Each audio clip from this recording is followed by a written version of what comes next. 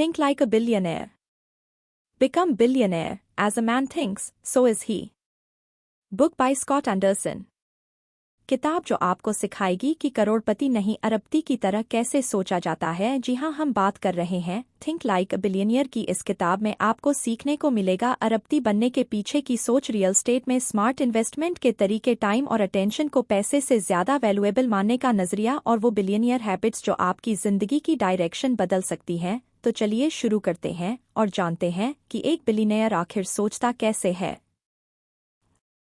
Chapter 1 think like billionaire. जरा एक पल के लिए अपनी आंखें बंद करो और सोचो कि अगर तुम्हारे पास करोड़ों नहीं अरबों रुपए होते तो तुम क्या करते। शायद एक बड़ा सा बंगला, एक चमचमाती गाड़ी या फिर दुनिया की सैर है ना। लेकिन क्या आपने कभी सोचा है कि जो असली अरबपति होते हैं वह इन चीजों से पहले कैसे सोचते हैं? सच्चाई यह है कि अरबों की संपत्ति बनाने से पहले उन्हें अरबपति सोचना आता है। यही पहला कदम है माइंडसेट। इमेजिन करो, दो लोग हैं, दोनों ही एक जैसे परिवार से, एक जैसे शहर से और लगभग एक जैसे हालात से आते हैं। एक आज भी किराए के घर में रहता है और दूसरा अपनी खुद की कई बिल्डिंग्स का मालिक बन चुका है। फर्क सिर्फ एक चीज का है, सोच का। जब कोई बिलियनियर बनने की सोच रखता है तो वह चीजों को आम नजरिए से नहीं देखता। वो रिस्क को डर की तरह नहीं, अपॉर्चुनिटी की तरह देखता है। जब पूरी दुनिया कहती है यह नामुमकिन है, तब वह खुद से कहता है let me find out how to make it possible. आपने कभी नोटिस किया है कि जब भी हम किसी अरबपति को देखते हैं तो हमें सिर्फ उसका लाइफस्टाइल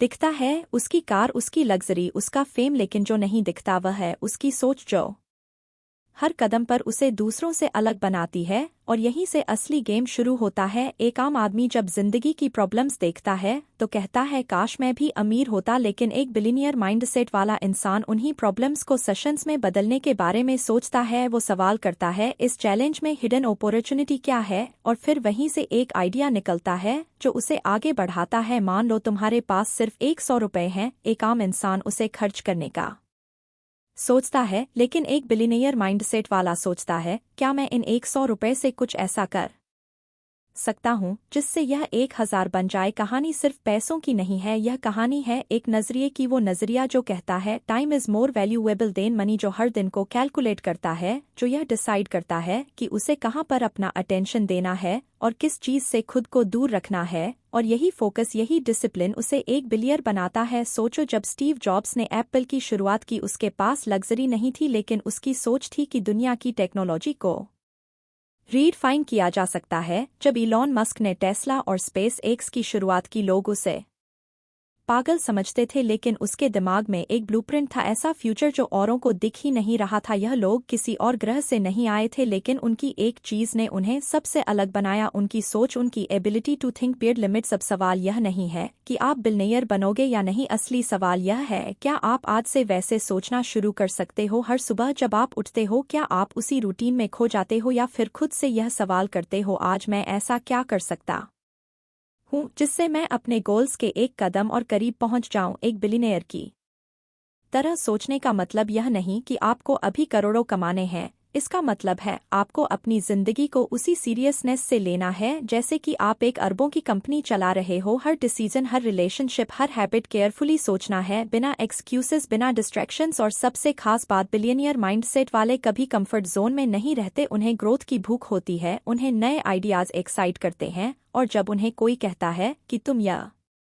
नहीं कर सकते, वहीं से उनका मोटिवेशन शुरू होता है। अब आप खुद से पूछो, क्या आप तैयार हो उस सोच को अपनाने के लिए? क्या आप हर दिन को ऐसे जीने के लिए तैयार हो जैसे कि आपका टाइम प्राइसलेस है, जैसे कि आपके डिसीजंस किसी एम्पायर को बना सकते हैं? अगर हाँ, तो आप ऑलरेडी उस रास्ते पर हो जहां अरबों की वेल्थ एक पॉसिबिलिटी है। याद रखो, बिलियनियर बनना पैसों से शुरू नहीं होता, यह सोच से शुरू होता है। तो आज से खुद से एक वादा करो कि अब आप सोचोगे ऑर्डिनरी नहीं, बिलियनियर की तरह। Chapter 2 your personal apprentice. तुम्हारी जिंदगी में कभी कोई ऐसा इंसान आया है जिससे तुमने बिना किताबों के, बिना लेक्चर्स के कुछ ऐसा सीखा जो तुम्हें पूरी उम्र याद रहा? कभी किसी ने तुम्हें सिर्फ देखकर, अपने डिसीजंस से, अपने काम के अंदाज से इनडायरेक्टली कुछ ऐसा सिखा दिया जो क्लासरूम्स में नहीं सिखाया जा सकता? यही होता है असली अप्रेंटिस बनना और बनाना। अब सोचो, अगर तुम्हें बिलियनियर बनना है, क्या तुम अकेले ही सब कुछ सीख सकते हो? नहीं, हर बड़े इंसान के पीछे कोई ना कोई ऐसा होता है जिससे उसने सीखा होता है, चाहे वह किसी की सोच हो किसी का डिसिप्लिन या फिर उसका एग्जीक्यूशन का तरीका। एक समय की बात है, न्यूयॉर्क की ठंडी सड़कों पर एक यंग लड़का रोज सुबह जल्दी उठकर न्यूज़पेपर बेचा करता था, लेकिन उसका ध्यान उस काम में नहीं था, उसका ध्यान उन बिल्डिंग्स पर था जिनके बाहर वो अखबार देता था। एक दिन उसने हिम्मत करके एक टॉल सूटेड आदमी से पूछ लिया, excuse me sir, can I ask how you become this successful. वो आदमी मुस्कुराया और सिर्फ इतना कहा, observe, learn, be useful and most importantly stay close to people who have already done what you dream of doing।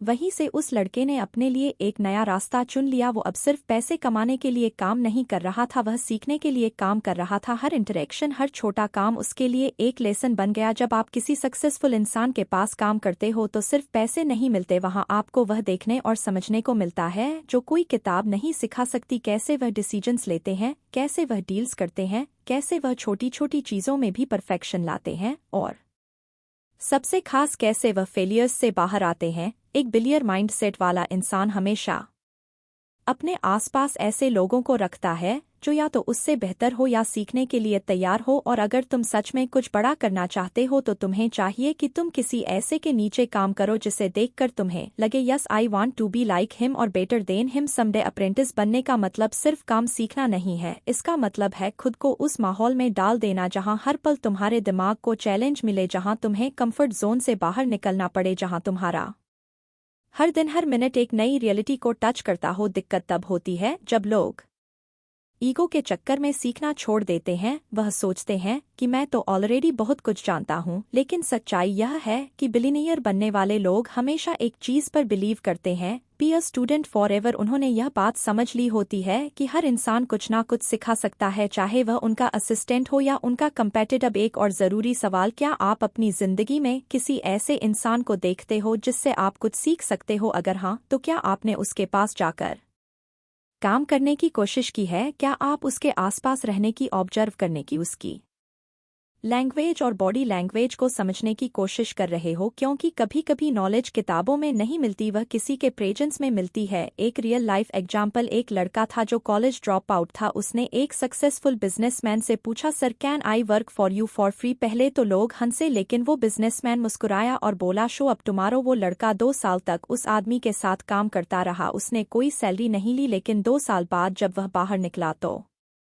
उसके पास वो स्किल्स थी जो 10 साल की नौकरी में भी नहीं मिलती। कुछ ही सालों में वह खुद एक सक्सेसफुल एंटरप्रेन्योर बन गया और वो बिजनेसमैन आज भी प्राउडली कहता है, that kid was my best apprentice. अब डिसीजन तुम्हारे हाथ में है, क्या तुम भी उस माइंडसेट को अपनाने के लिए तैयार हो? क्या तुम अपने ईगो को साइड में रखकर किसी से सीखने के लिए अपने कंफर्ट को छोड़ सकते हो? क्योंकि बिलियर बनने की जर्नी अकेले तय नहीं होती, वह शुरू होती है उस दिन से जब तुम खुद को किसी और से बेटर वर्जन बनाने के लिए तैयार करते हो। जब तुम कहते हो, I don't just want to work, I want to grow, I want to learn, I want to be extraordinary. यही अप्रेंटिस माइंडसेट तुम्हें आम लोगों की भीड़ से अलग करता है।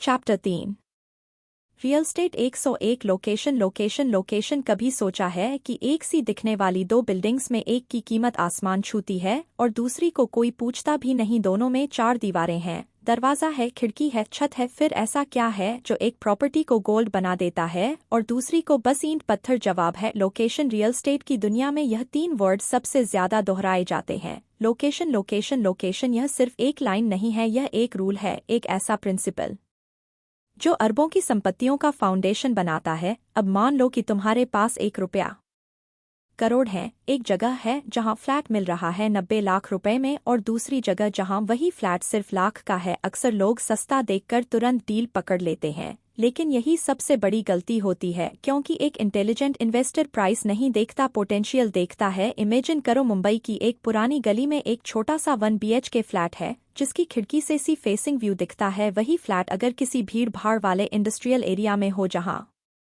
आसपास शोर और ट्रैफिक ही ट्रैफिक है, तो क्या उसकी वैल्यू वही रहेगी? नहीं, क्योंकि लोकेशन सिर्फ जगह नहीं होती, वह एक लाइफस्टाइल होती है। एक अच्छा लोकेशन वह होता है जहां लोग रहना चाहते हैं, जहां लोग पैसा खर्च करना चाहते हैं, जहां स्कूल्स, हॉस्पिटल्स, ट्रांसपोर्ट, पीस सब कुछ एक्सेसिबल हो। और इसी वजह से वहां की जमीन, वहां का मकान एक दिन सोने से भी ज्यादा कीमती हो जाता है। एक बार एक लड़का था जो अपनी पहली प्रॉपर्टी खरीदने जा रहा था। उसके पास बस थोड़े पैसे थे और वह किसी ऐसी जगह इन्वेस्ट करना चाहता था जहां उसे जल्दी रिटर्न मिले। लोगों ने कहा जहां सस्ता मिल रहा है वहीं ले लो, लेकिन उसने अलग सोचा। उसने मेट्रो एक्सपेंशन मैप देखा। उसने देखा कि 2 साल बाद एक नया स्टेशन बन रहा है और वहां अभी बहुत कम कीमत में लैंड अवेलेबल है। उसने वहीं एक छोटा सा प्लॉट खरीद लिया। लोग हंसे, यहाँ तो अभी कुछ भी नहीं है। लेकिन 3 साल बाद जब मेट्रो स्टेशन ऑपरेशनल हुआ तो उसी एरिया में प्राइसेस 5 गुना बढ़ गए। वो लड़का आज एक सक्सेसफुल रियल एस्टेट इन्वेस्टर है, सिर्फ इसलिए क्योंकि उसने प्राइस नहीं, लोकेशन की फ्यूचर वैल्यू देखी। यही फर्क है एक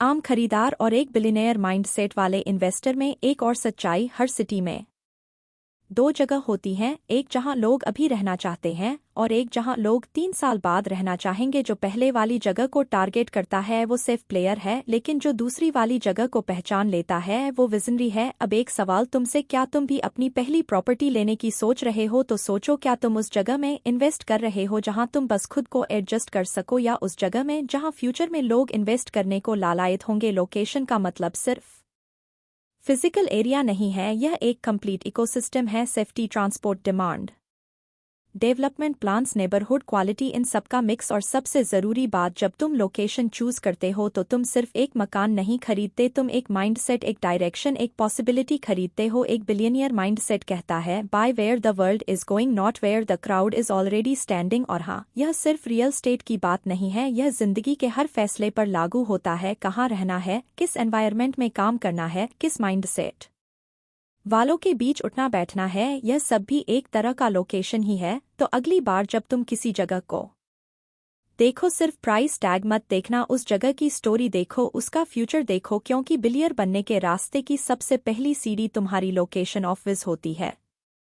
chapter 4, real estate 301, how to pick real estate as an investment. कभी सोचा है कि कुछ लोग एक छोटी सी जमीन से करोड़ों कमा लेते हैं और कुछ पूरी जिंदगी ईएमआई चुकाते रहते हैं, लेकिन फिर भी वह एक अच्छी इन्वेस्टमेंट नहीं कहला पाती? रियल एस्टेट में पैसा बनता है, लेकिन सोच से, रिसर्च से और सही जगह पर लगाए गए भरोसे से। यह चैप्टर उस पल की शुरुआत है जहां डिसीजन मेकिंग सिर्फ गट फीलिंग से नहीं होती बल्कि एक इन्वेस्टर की नज़र से होती है। अब इमेजिन करो तुम्हारे सामने 2 प्रॉपर्टीज हैं, एक की दीवारें फ्रेशली पेंटेड हैं, टाइल्स चमचमा रही हैं, और दूसरी थोड़ी पुरानी सी लगती है, एकदम साधारण। लेकिन जब एक एक्सपीरियंस्ड इन्वेस्टर उन्हें देखता है, वह ना दीवारें देखता है ना पेंट, वह देखता है नंबर्स, वो देखता है लोकेशन ट्रेंड्स, वो पढ़ता है फ्यूचर डिमांड, और सबसे बड़ी बात वो पूछता है इस डील के पीछे रियल स्टोरी क्या है? असली खेल वहीं से शुरू होता है। रियल एस्टेट खरीदना लॉटरी नहीं है, यह एक कैलकुलेटेड मूव है जो तब काम करता है जब तुम वो देखते हो जो औरों की नज़र से छूट जाता है। एक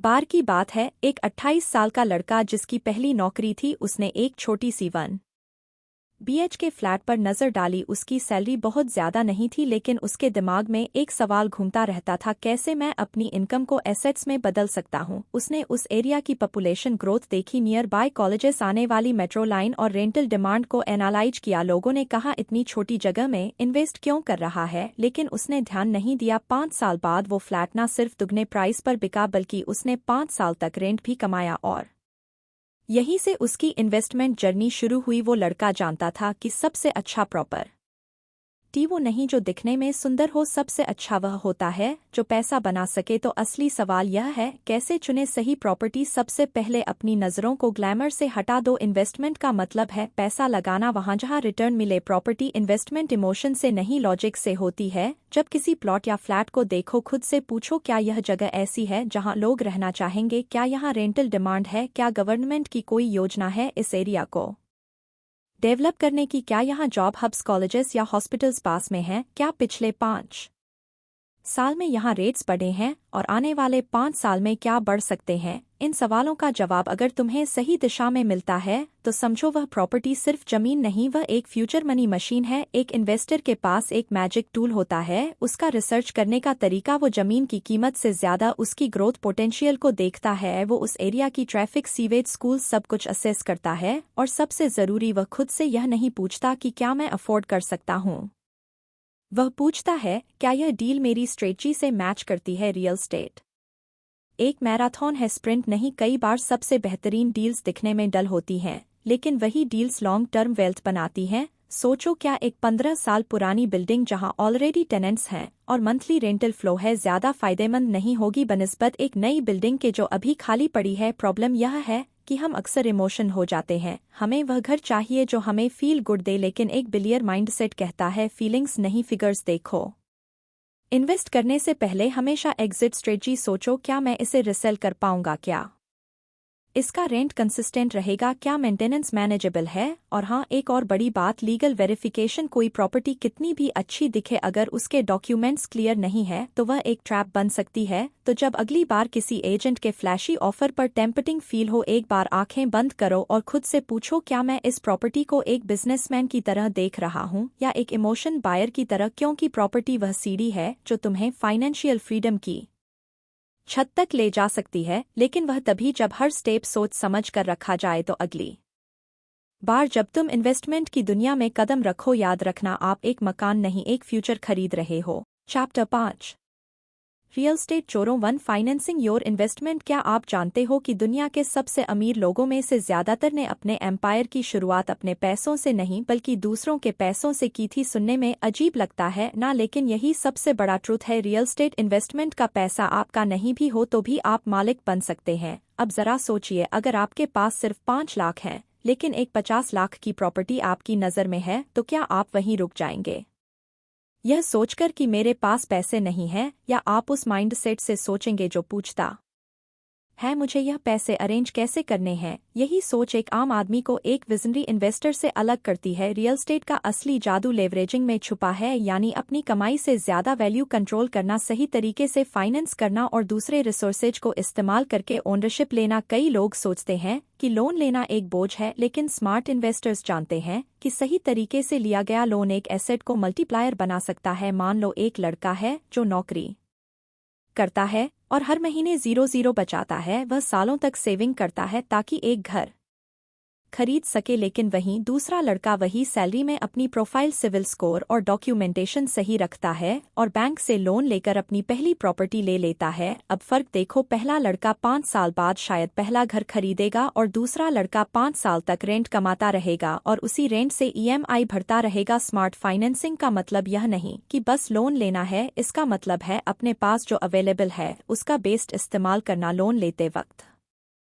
कुछ चीजें क्रिटिकल होती हैं, कितना डाउन पेमेंट देना है, ईएमआई आपकी मंथली इनकम का कितना हिस्सा है, क्या आपके पास इमरजेंसी के लिए बैकअप है, क्या उस प्रॉपर्टी से रेंटल इनकम आ सकती है जो आपकी ईएमआई को कवर करे। एक रियल इन्वेस्टर कभी लोन को डर की नज़र से नहीं देखता, वो उसे एक टूल की तरह यूज करता है, एक ऐसा टूल जो उसे वेल्थ की ओर ले जाता है। एक और कहानी सुनो, एक महिला थी जो टीचिंग जॉब करती थी। उसने एक अंडर कंस्ट्रक्शन फ्लैट बुक कराया, 10% बुकिंग अमाउंट पर, बाकी पेमेंट कंस्ट्रक्शन स्टेजेस के हिसाब से करना था। उसने ईएमआई तभी शुरू की जब पोजीशन मिला, तब तक फ्लैट की कीमत 40% बढ़ चुकी थी। उसने वही फ्लैट बेचकर दूसरा बड़ा इन्वेस्टमेंट किया। सिर्फ एक चीज ने उसे बाकी लोगों से अलग किया, उसने फाइनेंस को डर की तरह नहीं मौका की तरह देखा। रियल स्टेट फाइनेंसिंग का असली खेल तब शुरू होता है जब आप सिर्फ बैंक पर डिपेंड नहीं करते, आप एक्सप्लोर करते हो private lenders, joint ventures, seller financing, rent to own models, और तब समझ आता है कि दुनिया में पैसा हर तरफ है, बस उसे स्मार्टली हैंडल करने वाले कम है। आज की दुनिया में बैंक लोन्स लेना पहले से आसान है, लेकिन स्मार्ट बोरो वही है जो अपनी क्रेडिट हिस्ट्री क्लियर रखता है। लोन से पहले प्रॉपर्टी की लीगल चेक करता है, processing fees, hidden charges, interest type, fixed या फ्लोटिंग, सब क्लियरली समझता है। और सबसे जरूरी, लोन ईएमआई कभी अपनी कैपेसिटी से ज्यादा नहीं लेता, क्योंकि अगर आप लोन से फास्ट ग्रो करना चाहते हो तो आपको डिसिप्लिन भी उतना ही रखना होगा। और हाँ, कभी कभी सबसे अच्छा फाइनेंसिंग तरीका वो होता है जहां आप डील नेगोशिएटर बन जाते हो। कुछ सेलर्स खुद पेमेंट टर्म्स में फ्लेक्सिबिलिटी दे देते हैं अगर उन्हें लगे कि आप जेन्युइन बायर हो। कुछ प्रॉपर्टीज ऐसी होती हैं जहां बिल्डर ईएमआई या जीरो इंटरेस्ट स्कीम्स ऑफर करता है। सवाल यह नहीं कि पैसा कहां से आएगा, सवाल यह है क्या आपने ऑप्शंस एक्सप्लोर किए। तो अगली बार जब आप यह सोचो कि मेरे पास पैसे नहीं है, एक बार खुद से पूछना, क्या मेरे पास माइंडसेट है, क्योंकि बिलियर माइंडसेट पैसों से नहीं बनता, प्लानिंग से बनता है। और फाइनेंस उस प्लानिंग का सबसे मजबूत बेस होता है। जब आप पैसे को हैंडल करना सीख जाते हैं तब पैसा आपके लिए काम करने लगता है, और रियल स्टेट उस पैसे को मल्टीप्लाई करने का सबसे टेस्टेड तरीका है। तो रेडी हो जाइए अपनी पहली या अगली प्रॉपर्टी खरीदने के लिए, लेकिन इस बार डर के साथ नहीं, स्ट्रेटजी के साथ, क्योंकि जब आप फाइनेंस को समझते हैं तब आप सिर्फ एक इन्वेस्टर नहीं रहते, तब आप एक क्रिएटर ऑफ वेल्थ बन जाते हैं। Chapter 6 the Villiers rules. क्या आपने कभी किसी बिलियर को गौर से देखा है? उनकी चाल, उनकी बातों का वजन, उनका डिसीजन लेने का तरीका, हर चीज में एक अलग ही डेप्थ होती है। ऐसा लगता है जैसे उनके पास कोई खास मैजिक फार्मूला है जो उन्हें हर बार विनर बना देता है, लेकिन सच्चाई यह है कि उनके पास कोई जादू नहीं होता। उनके पास होते हैं कुछ ऐसे अनदेखे अनकहे रूल्स जो उन्हें दुनिया की भीड़ से अलग करते हैं, और आज हम उन्हीं बिलियनियर रूल्स की उस दुनिया में घुसने जा रहे हैं जहां सक्सेस सिर्फ सपना नहीं, एक स्ट्रेटजी बन जाती है। जरा सोचो, एक ही मार्केट में कुछ लोग रो रहे हैं कि बाजार गिर रहा है, वहीं कुछ लोग उसी गिरते बाजार में करोड़ों बना रहे हैं। फर्क क्या है? रूल्स जो जिंदगी के हर फैसले में गाइड करते हैं, रूल्स जो बताते हैं कि कब बोलना है, कब सुनना है, कब रुकना है और कब दौड़ लगानी है। सबसे पहला रूल जो हर बिलियर के डीएनए में छुपा होता है, टाइम इज एवरीथिंग। उनके लिए टाइम सिर्फ घड़ी की सुई नहीं, एक करेंसी है, और शायद सबसे कीमती। वह कभी अपना टाइम वहां खर्च नहीं